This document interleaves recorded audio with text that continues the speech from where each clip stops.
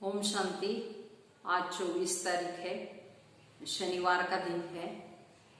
तो आज सारा दिन मैं सत्यता की शक्ति से संपन्न आत्मा हूँ, इस स्वमान का अभ्यास करेंगे और सत्य वाक्य बोलने की, रहने की आदत डालेंगे, क्योंकि बाबा की सबसे बड़ी शक्ति है सत्यता। कहते भी है गॉड इज ट्रूथ।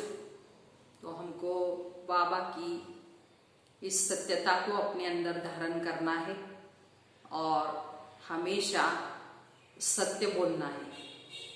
तो आज प्यारे बाबा ने कहा हुआ है कि सच्चे सच्चे परवाने जो होते हैं वो क्षमा पर फिदा होते हैं, और इस फिदा होने का यादगारी दीपावली है। अभी दशहरा आ रहा है, उसके बाद दीपावली मनाएंगे। तो बाबा उसके पहले ही दीपावली का अर्थ सुना रहे हैं। तो हमको भी बाबा पर फिदा होने वाले सच्चे सच्चे परवाने बनना है। तो आज का महावाक्य है, बाबा कहते मीठे बच्चे तुम हो सच्चे सच्चे परवाने, जो अभी क्षमा पर फिदा होते।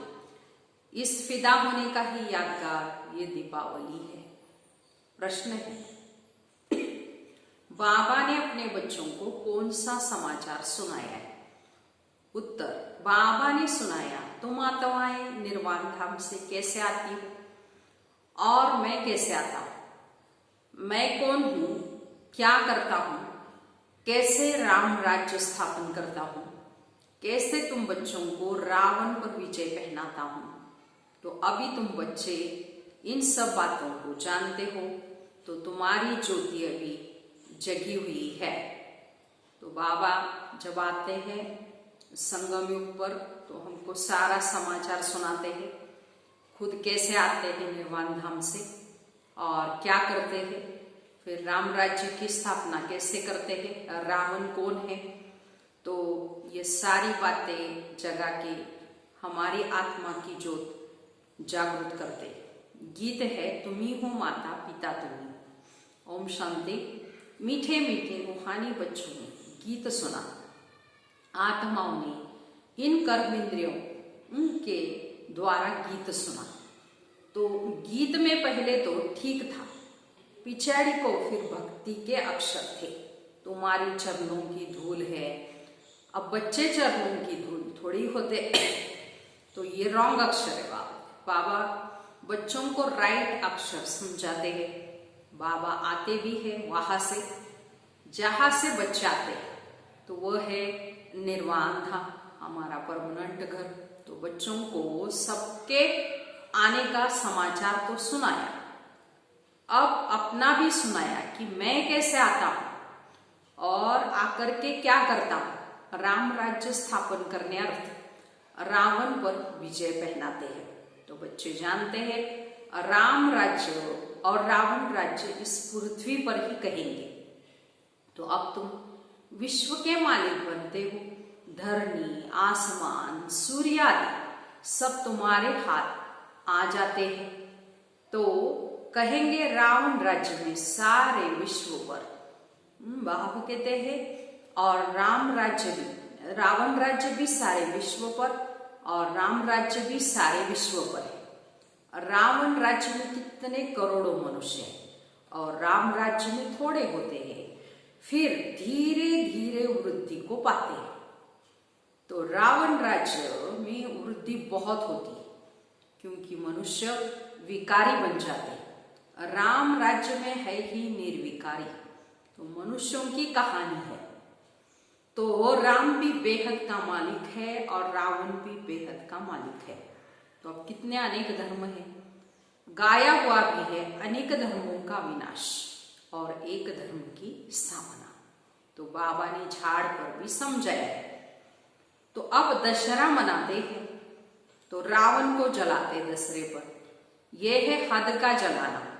तो तुम्हारी है बेहद की बातें। रावण को भी सिर्फ भारतवासी ही जलाते। विदेश में भी जहां जहां भारतवासी जास्ती होंगे वहां भी जलाएंगे। वह है हद का दशहरा। दिखाते हैं कि लंका में रावण राज्य करते थे।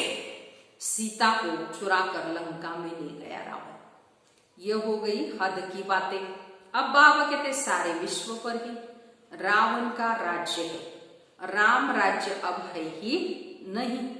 तो राम राज्य अर्थात ईश्वर का स्थापन किया हुआ राज्य, तो सत्युग को कहा ही जाता है राम राज्य। तो माला सिमरते हैं, कहते हैं रघुपति राघव राजा राम, लेकिन राम राजा को नहीं सिमरते। तो राजा राम को नहीं सिमरते तो सारे विश्व की सेवा करते हैं, उनकी माला सिमरते हैं। तो भारतवासी फिर दशहरे के बाद दीपावली मनाते हैं। तो दीपावली क्यों मनाते हैं? क्योंकि देवताओं की ताजपोशी होती है, कारुनेशन पर बत्तियां आदि बहुत चलाते हैं। तो एक तो ताजपोशी और दूसरा फिर कहा जाता है घर घर में दीपमाला। तो हरेक की आत्मा रूपी ज्योत जग जाती है। तो अब सब आत्माओं की ज्योति बुझाई हुई है। आयरन एजड है यानी अंधियारा है। तो अंधियारा माना ही भक्ति मार्ग। भक्ति करते करते ज्योत कम हो जाती है। तो बाकी वो दीपावली तो आजकल आर्टिफिशियल है। तो ऐसे नहीं कहेंगे कि कारुनेशन होता है तो आतिशबाजी चलाते हैं। दीपमाला पर फिर लक्ष्मी को भी बुलाते हैं, पूजा करते हैं। ये उत्सव है सब भक्ति मार्ग के। जो भी राजा तख्त पर बैठते हैं तो उनका कारुनेशन डे धूमधाम से मनाया जाता है। राज्याभिषेक दिन बाबा कहते हैं। तो ये सब हद की बातें। अभी तो बेहद का विनाश, सच्चा सच्चा दशहरा होना है। बाबा आए हैं सबकी ज्योत जगाने। मनुष्य समझते हमारी ज्योत बड़ी ज्योत से मिल जाएगी, या ब्रह्म समाजियों के मंदिर में सदैव ज्योत जगती है। समझते हैं कि जैसे परमाने ज्योति पर फेरी पहन फिदा होते हैं, वैसे हमारी आत्मा भी अभी बड़ी ज्योति में मिल जाएगी। इस पर दृष्टांत भी बनाया है। तो अब तुम हो आधा तलब के आशिक, तो तुम आकर एक माशूक पर फिदा हुए हो। तो जलने की बात तो नहीं है। जैसे वो आशिक माशूक होते हैं तो वो एक दो के आशिक बन जाते हैं।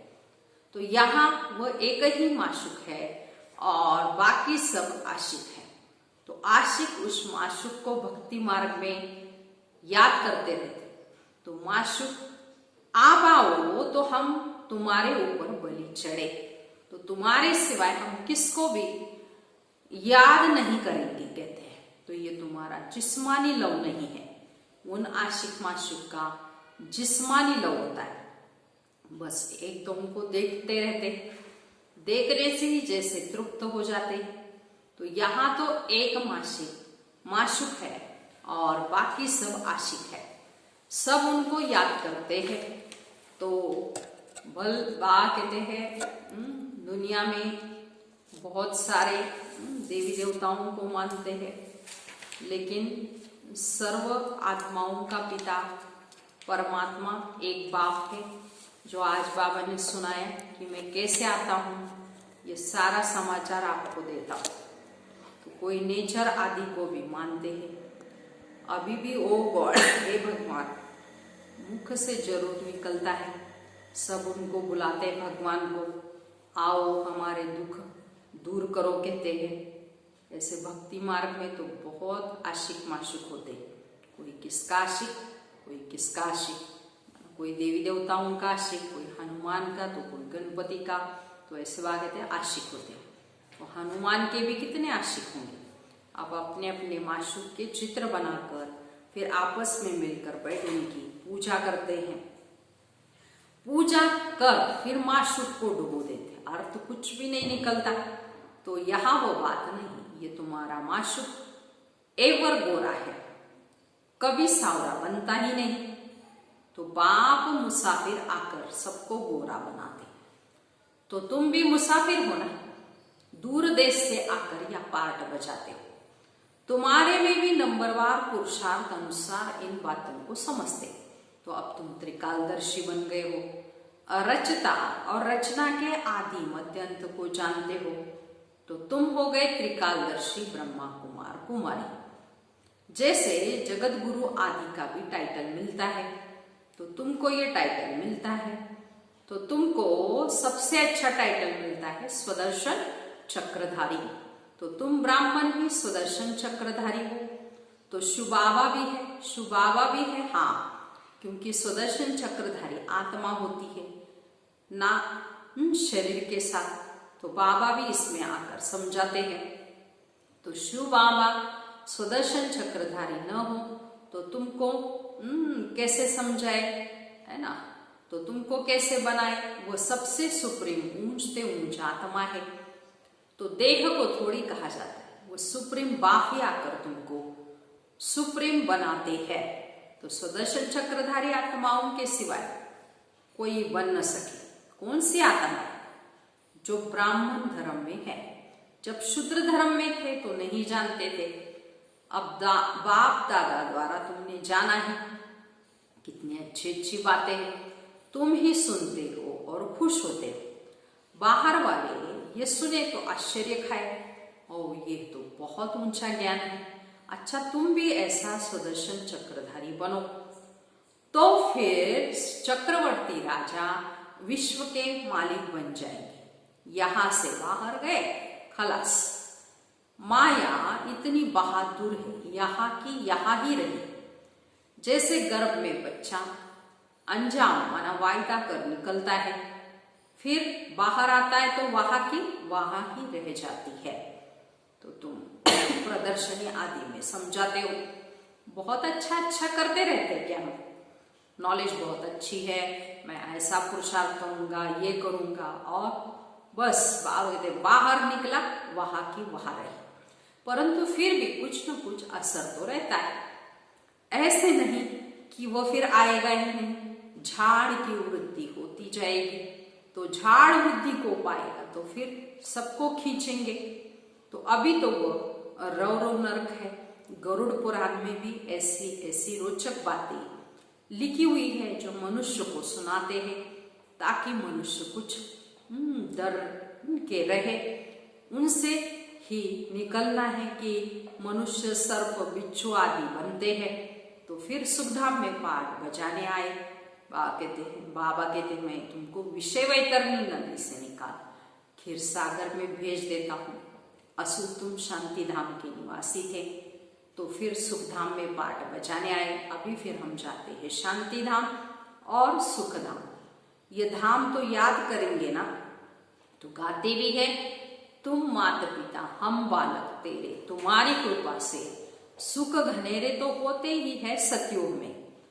तो अभी है संगम, यहाँ पिछाड़ी में त्राही त्राही करेंगे, क्योंकि पिछाड़ी में अति दुख होता है, फिर सतयुग में अति सुख होता है। अति सुख और अति दुख का ये खेल बना हुआ है। विष्णु अवतार भी दिखाते हैं, लक्ष्मी नारायण का जोड़ा, जैसे ऊपर से आते। अब ऊपर से शरीरधारी कोई आते थोड़ी है, तो ऊपर से आती तो हर एक की आत्मा है। परंतु ईश्वर का अवतरण बहुत ही विचित्र है, तो वही आकर भारत को स्वर्ग बनाते हैं। तो उनका त्योहार शिव जयंती मनाते। अगर मालूम होता कि परमपिता परमात्मा ही मुक्ति जीवन मुक्ति का वर्षा देते हैं, तो सारे विश्व में गॉड फादर का त्योहार मनाते। तो बेहद के बाप का यादगार मनावे तब जब समझे कि शिव बाबा ही लिबरेटर और गाइड है। उनका जन्म ही भारत में होता है। शिव जयंती भी भारत में ही मनाते हैं, परंतु पूरी पहचान न होने के कारण हॉलिडे भी नहीं करते हैं। तो जो बाप सर्व की सदगति करने वाला है, तो उनकी जन्मभूमि जहाँ अलौकिक कर्तव्य बाप आकर करते हैं, उनका जन्मदिन और तीर्थ यात्रा तो बहुत ही मनानी चाहिए। तो तुम्हारा यादगार मंदिर भी यहाँ है, परंतु किसी को भी पता नहीं कि शिव बाबा ही आकर लिबरेटर और सबका गाइड बनता है। कहते हैं सब है कहते सब है कि सब दुखों से छुड़ाकर सुखधाम ले चलो, परंतु समझते नहीं। भारत ऊंच से ऊंच खंड है, भारत की महिमा भी अपरम अपार गाई हुई है। तो वहां शिव बाबा का जन्म होता है, उनको कोई मनाते ही नहीं, स्टैम्प भी नहीं बनाते, और उनकी तो बहुत बनाते रहते बाबा के। अब कैसे समझाया जाए जो इनके महत्व का सबको पता पड़े। तो विलायत में भी सन्यासी आदि जाकर भारत का प्राचीन लोग सिखाते हैं, जब तुम ये राजयोग बताएंगे तो तुम्हारा बहुत ही नाम होगा। तो बोलो राजयोग किसने सिखाया, ये भी किसी को पता नहीं है। कृष्ण ने भी हठ योग तो सिखाया नहीं, यह हठ योग है सन्यासियों का, जो बहुत अच्छे पढ़े लिखे हैं, जो अपने को फिलोसोफर्स कहलाते हैं, वो इन बातों को समझ और सुधर जाए तो कहे हमने भी शास्त्र पढ़े हैं, परंतु अब जो बात सुनाते वो राइट है, बाकी सब रॉन्ग है। तो ये भी समझे कि बरोबर बड़े ते बड़ा तीर्थ स्थान ये भारत है, जहां बाप आते हैं। तो तुम बच्चे जानते हो इसको कहा जाता है धर्मभूमि। तो भारत सबसे बड़ा तीर्थ है बाप, जहां बाप का जन्म होता है। शिव जयंती भी भारत में मनाते, तो सबसे बड़ी वहां कहते तीर्थ स्थान धर्मभूमि भी ये है। तो धर्मात्मा रहते हैं उतने भारत में, वहां कहते और कहा नहीं रहते। तो तुम कितना दान पुण्य करते हो, तो बाप को जानकर तन मन धन सब इस सेवा में लगा देते हो। तो बाप ही सबको लिबरेट करते हैं, सबको दुख से छुड़ाते हैं, और धर्म स्थापक कोई दुख से नहीं छुड़ाते। वह तो आते ही है उनके पिछाड़ी नंबरवार सब पार्ट बचाने आते, पार्ट बजाते बजाते सप्तमो प्रधान बन जाते हैं, फिर बाबा आकर सतो प्रधान बनाते हैं। तो ये भारत कितना बड़ा तीर्थ है, भारत सबसे नंबर 1 ऊंच भूमि है। तो बाबा कहते मेरी ये जन्मभूमि है और मैं आकर सबकी सद्गति करता हूँ, भारत को ही हेविन बनाता हूँ। तो तुम बच्चे जानते हो बाबा हमको स्वर्ग का मालिक बनाने के लिए आए हैं। तो ऐसे बाप को बहुत ही प्यार से याद करो, तुमको देख और भी ऐसे कर्म करेंगे। इसको कहा ही जाता है अलौकिक दिव्य कर्म। ऐसे मत समझो कोई नहीं जानेंगे, ऐसे निकलेंगे जो तुम्हारे ये चित्र भी लेके जाएंगे। अच्छे अच्छे चित्र बने तो स्टीमर भरा कर ले जाएंगे, स्टीमर जहां जहां खड़ा रहता है वहां ये चित्र लगा देंगे। तुम्हारी बहुत सर्विस होनी है। बहुत उदार चित्र, हुंडी भरने वाले सावल शाह भी निकलेंगे, जो ऐसे काम करने लग पड़ते हैं ताकि तुमको माना सबको मालूम पड़े कि ये कौन है जो इस पुरानी दुनिया को बदल और नई दुनिया की स्थापना करते हैं। तो तुम्हारी भी पहले तुच्छ बुद्धि थी, अब तुम कितने स्वच्छ बुद्धि बने हो। तो जानते हो कि हम इस ज्ञान और योग बल से विश्व को हेविन बनाते हैं, तो बाकी सब मुक्ति धाम में चले जाएंगे। तुम्हें भी अथॉरिटी बनना है कि बेहद के बाप के बच्चे हो ना, शक्ति मिलती ही याद से है। तो बाबा को वर्ल्ड अलमाइटी अथॉरिटी कहा जाता है। तो सभी वेदों शास्त्रों का सार बताते हैं बाबा। तो बच्चों को कितना उमंग रहना चाहिए सर्विस का। मुख से ज्ञान रत्नों के सिवाय और कुछ निकले ही न। तो तुम हर एक रूप बसंत हो, तो तुम देखते हो सारी दुनिया सब्ज बन जाती है, माना हरी भरी बन जाती, सब कुछ नया, वहां दुख का नाम नहीं। 5 तत्व भी तुम्हारी सर्विस में हाजिर रहते हैं। अभी वो डिसर्विस करते हैं क्योंकि मनुष्य लायक नहीं है, तो अभी बाप आकर फिर से हमको लायक मनाते हैं। अच्छा, मीठे मीठे सिकिलते बच्चों प्रति माता पिता बाप दादा का याद प्यार और गुड मॉर्निंग। रूहानी बाप की रूहानी बच्चों को नमस्ते। हम रूहानी बच्चों की रूहानी माता पिता बाप दादा को याद प्यार गुड मॉर्निंग और नमस्ते। अब इस सारी मुरली का धारणा के लिए मुख्य सार सुनेंगे। पहली पॉइंट है रूप बसंत मन, मुख से सदैव ज्ञान रतन ही निकालने हैं। सर्विस के उमंग में रहना है, याद में रहना है और सबको बाप की याद दिलाना है। यही दिव्य अलौकिक कार्य करना है। दूसरी पॉइंट सच्चा आशिक बन एक माशिक पर फिदा होना है, अर्थात बलि चढ़ना है। सच्ची दीपावली तभी होगी। आज का वरदान है गृहस्थ व्यवहार और ईश्वरीय व्यवहार दोनों की समानता द्वारा सदा हल्के और सफल भव। विस्तार है सभी बच्चों को शरीर निर्वाह और आत्मनिर्वाह की डबल सेवा मिली हुई है, लेकिन दोनों ही सेवाओं में समय का, शक्तियों का समान अटेंशन चाहिए। यदि श्रीमत का कांटा ठीक है तो दोनों साइड समान होंगे, लेकिन गृहस्थ शब्द बोलते ही गृहस्थी बन जाते तो बहानेबाजी शुरू हो जाती है। इसलिए गृहस्थी नहीं ट्रस्टी है। इस स्मृति से गृहस्थ व्यवहार और ईश्वरीय व्यवहार दोनों में समानता रखो तो सदा हल्के और सफल रहेंगे। ऐसे बाबा ने सदा हल्के और सफल भव का वरदान दिया हुआ है सारे दिन के लिए। तो बाबा ने कहा हुआ है हमको गृहस्थी नहीं बनना है तो ट्रस्टी बनना है। ट्रस्टी माना हल्का रहकर गृहस्थ व्यवहार में कार्य करना है।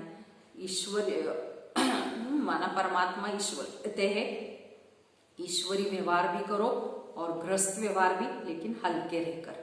स्लोगन है फर्स्ट डिवीजन में आने के लिए कर्म इंद्रिय जीत माया जीत बनो। ओम शांति।